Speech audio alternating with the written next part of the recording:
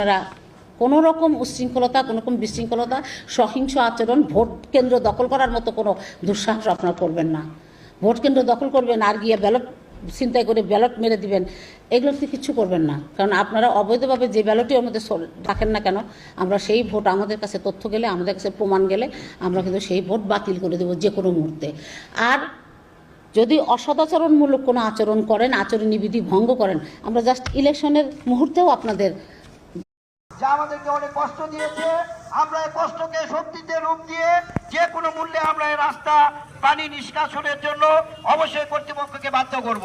অসিতাকে বক্তব্য রাখার জন্য আহ্বান জানাচ্ছি।